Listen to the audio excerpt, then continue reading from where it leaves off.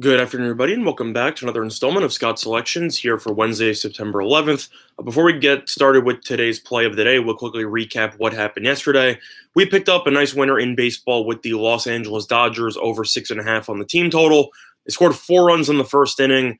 I believe they had 2 in the third and ended up hitting a solo shot in the fifth. So we ended up cashing the over in the first 5 innings, which is definitely a very easy way to get the win. And it was a little bit sweeter since the Dodgers stopped scoring runs once they broke their team total. So we picked up 1 full unit there.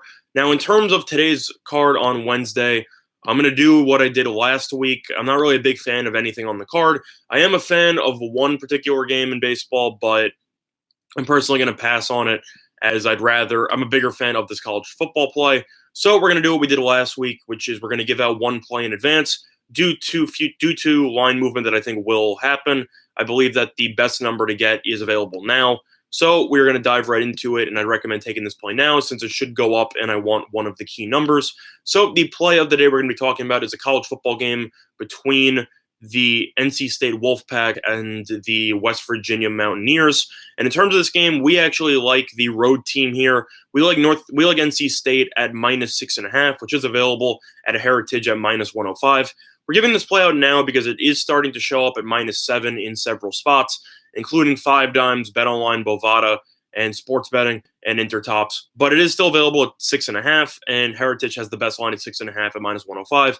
And I personally think this line will go up to -7 market wide by opening kickoff. So the main reason why we like NC State at -6.5 here at -105 is just based on the fact that these teams are completely uneven.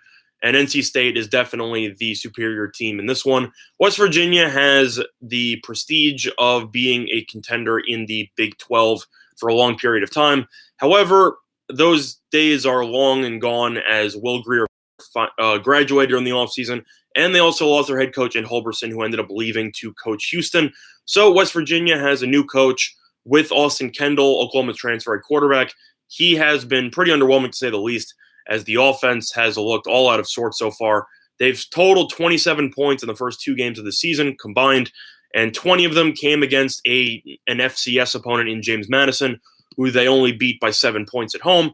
Then last week, they played a Missouri team that gave up 37 points to Wyoming, who has a below-average offense, and yet West Virginia only scored 7 points. At the same point, NC State's played 2 cupcakes. They've played East Carolina, and they've also played Western Carolina. But NC State's only given up 6 points in the first 120 minutes of the season. So I know NC State's defense is completely dialed in. Plus, they've also scored 75 points in those 2 games combined.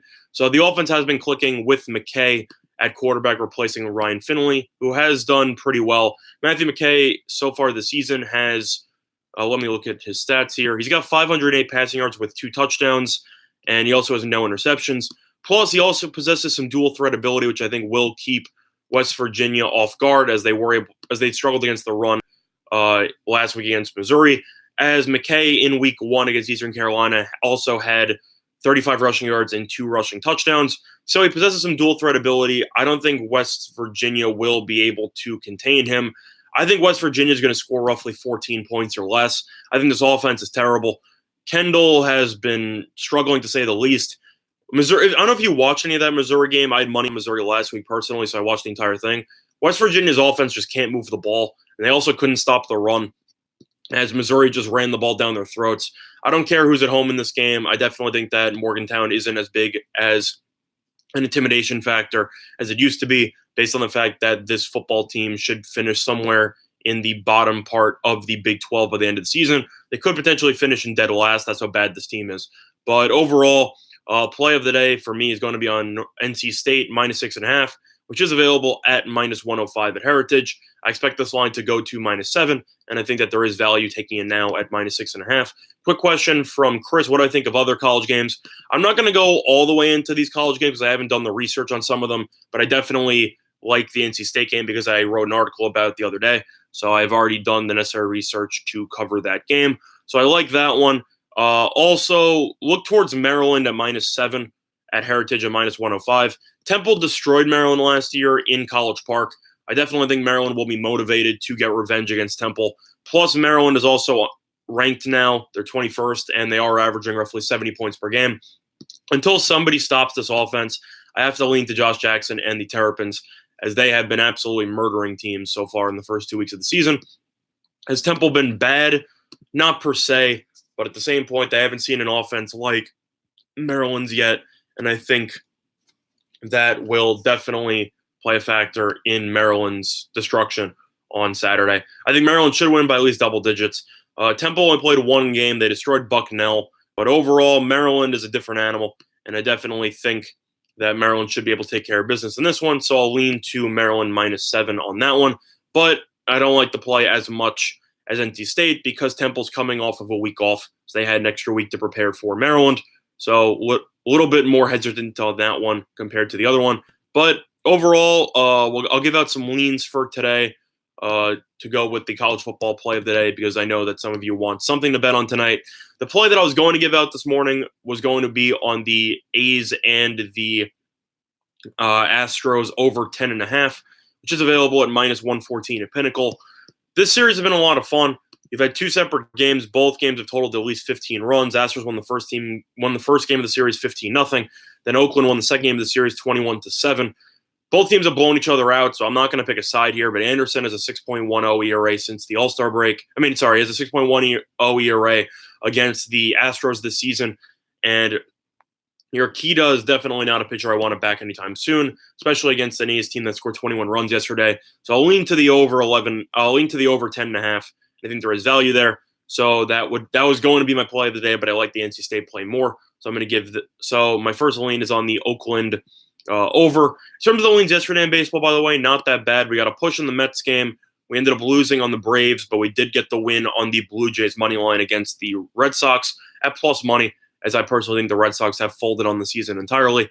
But in terms of the other leans, so first lean on the over in the Astros and the A's. Second, we're going to give out a lean on the Mets money line at -109 at Pinnacle.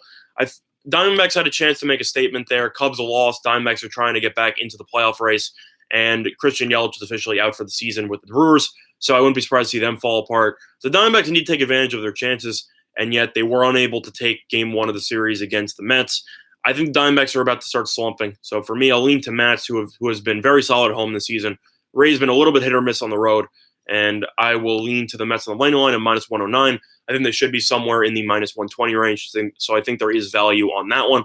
Other than that, though, looking at the rest of the card here, lean to the Cardinals -1.5 here. Sanzatella, I've mentioned him pretty much every single start he's had over the last couple of weeks. He's terrible. He simply has not been able to pitch past 3 innings for about a month. And Dakota Hudson just shut down the Rockies a couple of weeks ago.